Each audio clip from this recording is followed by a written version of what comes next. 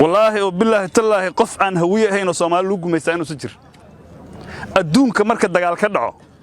dadka guulaysta shuruucda dejiya dadka lagu guulaystana shuruucda la dejiya sagaashii kooda hawiyada dalka kuma guulaysano sharcigi waxa dejiyay nimankii laga guulaystay nimankii guulaystana waa lagu dul dejiyay soo doqonimo ma shabaab kan meeshan joogani Soomaaliland ka yimid oo godanaliya keenay idinka ma keenay nimanku ku soo dagana naageen waa ka furtay guriyiina waa ka qaatay lacagteena waa ka qaatay waana laay asagoo islaanimo ugu soo gudana soo doqonimo ma wax kasta oo doqonnimo horta hawiye hoos yaalin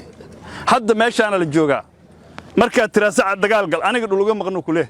war haduu dhulka maqnay walaalka uu ka maqan yahay nimankan shabaabka haday inta joogaan talaalkooda joogan waa kugu soo fidaa kaama joogsanay dudublaad arkaysa waxa leedahay warkaale dagaalka soo gal wuxuu ku leeyahay ii sheeg aniga wali deegaankayga lama soo gaar war si lagu gaar kaale kan inuu gaar rabo ku gaarsiin kaalmay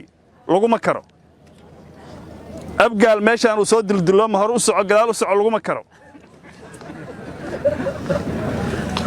dawladii Soomaaliyeed sidii gaaladii Amisom ama Mareykanka tuuge war meeshaan cadu joog kaale ila soo gal ma sugbal ciidankan weelo lama yeeli karo waxa soo dhan hooyi aaba doqonnimo hawiye ah ama madaxweyne ahaado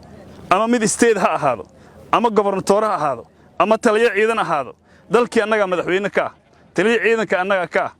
balaayadu annaga in haysataa hal xabana ma qaban karno soo doqonnimo ma